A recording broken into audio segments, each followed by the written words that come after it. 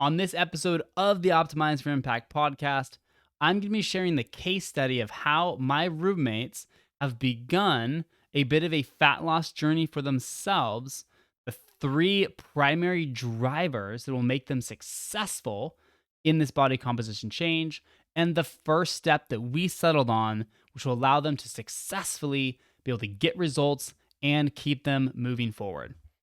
So if this sounds like something you're interested in, if this would benefit you in your own body recomposition goals, well then keep on listening. Welcome back to yet another episode of the Optimized for Impact podcast. My name is Joseph. Thank you so much for tuning in. Now, if you're new to the show, I want to say welcome. This podcast is for people who wish to really live life, who want to build and create a level of health, wellness, fitness, energy, which allows you to fully pursue your purpose, maximize your impact, and live a deeply fulfilling, meaningful life. Now, to do those things, to build the level of health which will allow you to do those things, to fully pursue and live your dreams, we need to make it as simple as possible in order to be consistent, right? Now, results, whether it's, building muscle, maintaining fitness, maintaining great energy and mental clarity, those results only come from actions that you take on a regular basis. And the way to make sure that you can take those actions as consistently as possible is by making them as simple as possible. So that's what this show is dedicated to, helping you simplify your health behaviors, your health routines, so that you can increase consistency, do the actions, take the actions that you have to do or that you need to do most days in order to build the foundation of health, wellness, fitness, vitality, which will allow you to go create your dream. So, welcome. Let's get to this episode. On the show today, I want to share with you a case study. I want to give you a real life example of some of these principles in action, of how someone is simplifying their health routine so they can get the results they wish to get. Now, this example is going to come from my housemates. So recently, my housemates, for a couple months, they've been talking about wanting to lose some fat, wanting to increase their health, increase their wellness, increase their energy, and fat loss is the thing they'd like to do. Now, a couple weeks ago, they finally sat down and were like, we're going to do this. We're going to take this from an intention and we're going to make it into a plan, something that we're actually going to take action on. We're going to go from wish to reality, which is super cool. And the first thing they did, which was excellent, this is the first step you always want to take, is they got really clear on their goal. They began with the end in mind, as Stephen Covey would say. And so they specified what success or what goal they wish to achieve. They know where they're going, right? Once you have a clear, crystal clear, well-defined goal, you know exactly what to do. You can work back from that goal. You can reverse engineer and say, okay, if I want to lose 10 to 15 pounds, which was one of their goals, then what do I need to do in order to do that? That's crucial. Know the end point and work back from there. So that's what they did. We sat down and we're like, okay, what's the goal? And we decided the goal here is body recomposition. So they want to lose fat while maintaining or maybe even building a little bit of muscle or lean mass, right? Lean body by losing fat. Now, in order to do this, in order to achieve any type of body composition goal or recomposition goal, there are three big drivers that go into this. Three big buckets, if you will, to think about for this goal. One is sleep, one is nutrition, and one is exercise. Now, I personally argue that sleep and nutrition are the most important. They tie for the first place of importance of those three drivers, with exercise coming in at a very close but second place. And that's because nutrition and sleep, I believe, are the things that most directly affect fat loss. Now, nutrition may be pretty obvious. There are two reasons nutrition is one of the biggest drivers of any body recomposition goal. And that's one, the food you eat are the calories that either build mass or reduce mass, right? This is energy balance. In order to lose any type of weight, you have to be in a negative caloric deficit. You just have to be eating less energy than your body's using, right? That's science. That's the way it is. Also, the other factor of nutrition is protein.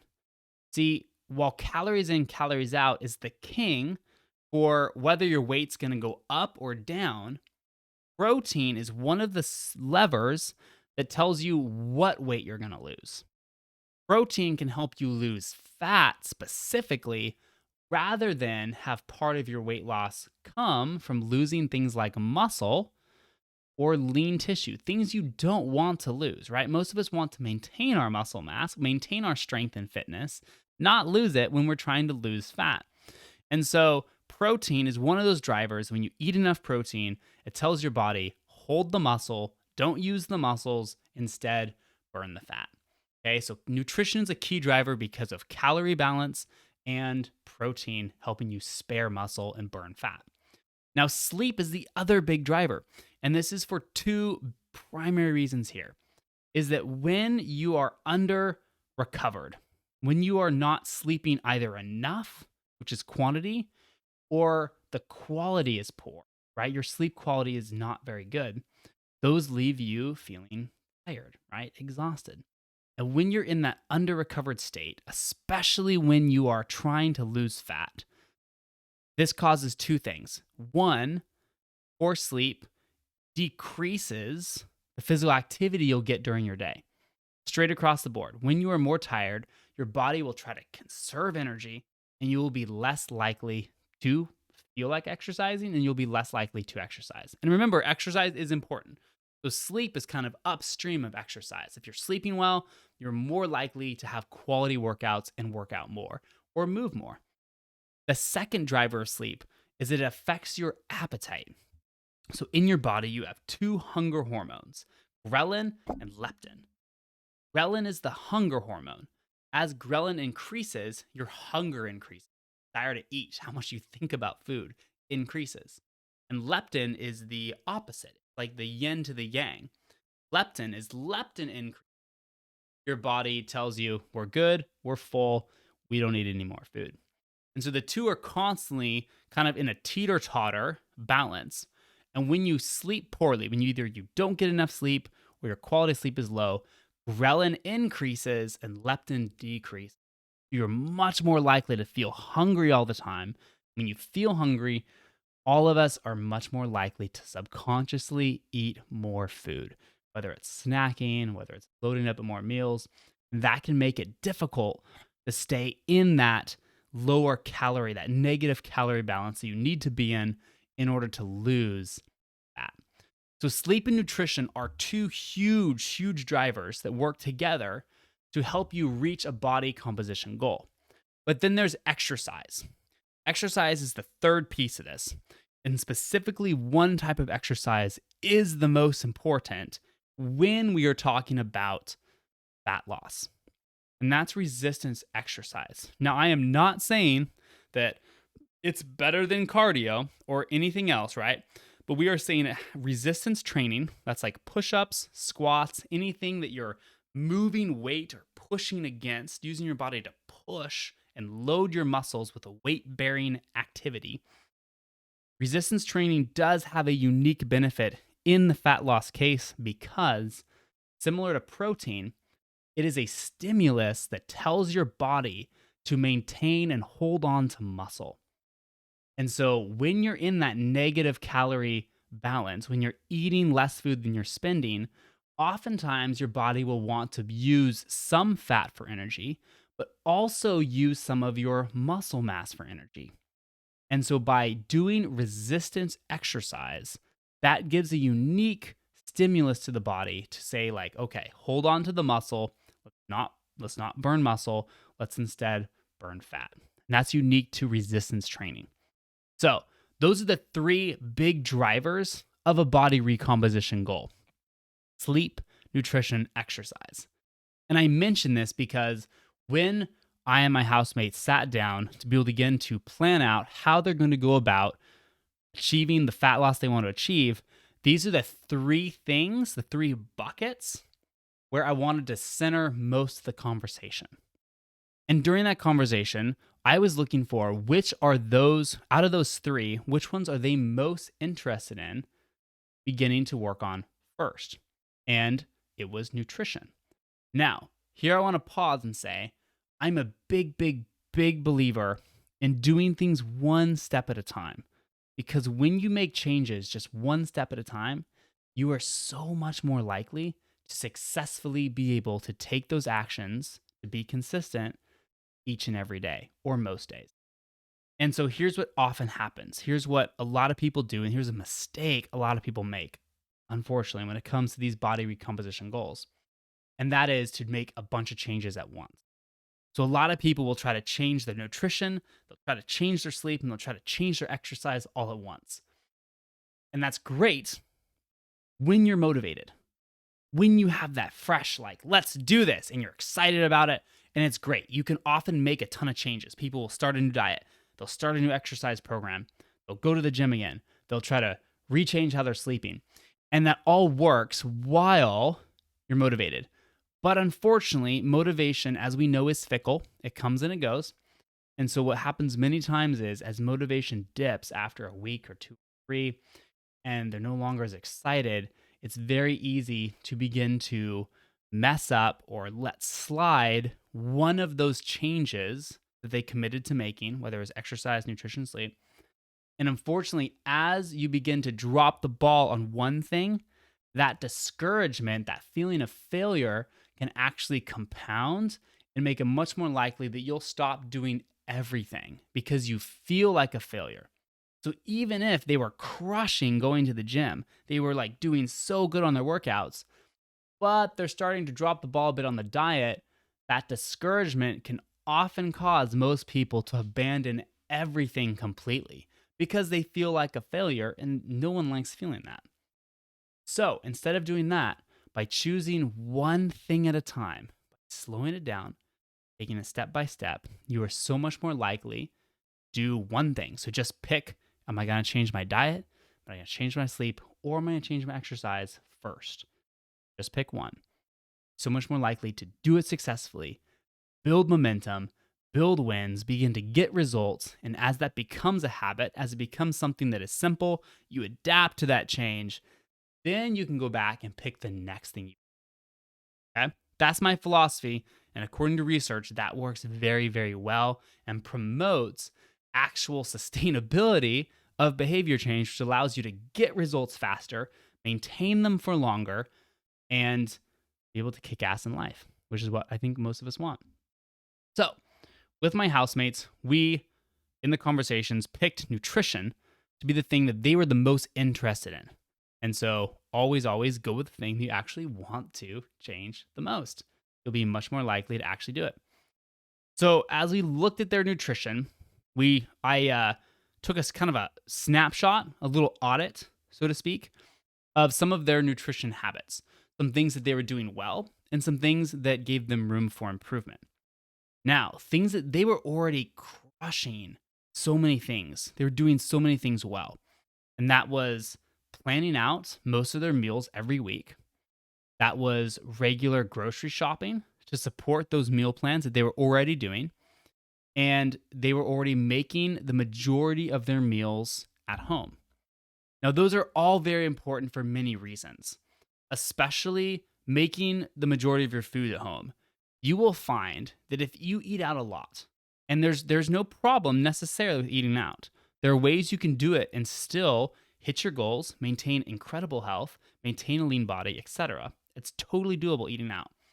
But there are many benefits to making the shift to primarily eating most of your food at home, making most of your meals at home. And that's because you can control the quality of foods that you're using. A lot of times, well, in most cases, eating food at home, when people eat more meals at home, they increase the amount of nutrients in their diet, vitamins, minerals, and that's because they get to choose foods they eat. And typically, when you're in full control of choosing the foods you eat, you can choose more nutrient rich, high quality foods. Now, you can also control typically the amount of calories in your food much simpler at home. A lot of meals out in restaurants, they use a lot of cooking oils. Again, there's nothing inherently bad with that, but cooking oils and fats are the most calorie dense food. And so when there's a lot of that added into a plate of food, it's hard for you to see that, right? The oils kind of disappear into most meals. You don't really see them, they're just not there. And so you can end up eating a lot more calories than you need at that meal just because there's like hidden oils in that food based on how the restaurants are preparing the food, right? So you have better control of that when you cook at home. You can see what you're adding, you know what you're doing. And then finally, you have better control of portion sizes, both how much you're dishing onto your plate and then what types of food you're dishing. So, for example, at a restaurant, when you order a meal, they just drop a plate in front of you. You usually have no say over how much they put on that plate. Maybe you need that much food, maybe you don't for that meal, right? When you're at home, you can eyeball that. You can start with less. You have a smaller amount on your plate, and you can decide if you want more later. At a restaurant, oftentimes, unless you ask for them to, box half before it comes out, they'll just drop a bunch of food in front of you. And as many of us learned as kids, right? Like you got to eat everything on your plate before you leave the table. Many times we just simply eat what's in front of us, even if it's more than we need out of habit. So at home, you can control the portion you put on, and then you control what types of food you put on, whether you're putting on more protein, whether you're putting on more vegetables, you are totally in control. And so those are benefits of eating more protein or eating more of your meals at home when you're looking to lose fat and maintain a leaner, stronger, more capable body composition. Okay, so that's what my roommates were already crushing. They were planning their meals, they were already grocery shopping regularly, and they were already making the majority of their meals at home. Incredible habits, and those are sometimes places to even begin, right? First, before you go to change what you're actually eating. Get those in place first, and those will actually give you a lot of times great results already before you even begin to alter your diet. But they were doing that, so we moved on. And the one thing that we looked at, that we identified that was room for improvement for them, was eating more protein with their meals. Now, if you listen to this podcast, if you know me, if you follow me on social media, you'll see that I am very, very, very bullish about eating a higher protein diet. Now, there are two primary benefits for increasing the protein in your diet, and that is that higher protein diets promote leaner body compositions. It's almost like a subconscious, almost an automatic promotion of that for two reasons. One is that protein, as we talked about earlier with the three drivers of body composition, protein is a macronutrient that tells your body, it promotes lean mass retention and gain. So it is like a button that when you eat protein, your body's like, build our muscles, maintain muscle mass. And so to a point, right, the more protein you eat, the more likely your body is to maintain the muscle mass, the lean mass you already have, and the more likely your body is to be able to build more, to get leaner when you combine it with exercise. That's one benefit of the high protein diet. The second part of this is that eating protein, again, is a stimulus to your body to reduce hunger and increase satiety, or increase feelings of fullness and satisfaction. Going back to ghrelin and leptin, as we talked about earlier with sleep, protein decreases ghrelin. When you eat more protein, it decreases your hunger hormone and it increases leptin. This is what we want if we want to maintain a leaner body, is we want to find foods that decrease our hunger, decrease ghrelin, and keep it lower for longer, or keep us more full and satisfied for longer, because then we are less likely to snack and less likely to eat food that we don't need or that doesn't not align with the goals that we have. And so for my housemates, what we decided was, all right, the one thing we're going to pick, as we talked about earlier, pick one thing. And that's going to be, we're going to shoot for eating more protein with meals. Now, The overall protein goal that we decided to shoot for each day is the one that most protein experts are recommending right now in the space. And that is to eat 1 gram of protein per pound of the ideal body weight that you want to weigh on most days per day. So 1 gram per pound of ideal body weight per day. Let's give an example because that sounds a little complicated. It sounds kind of sciencey.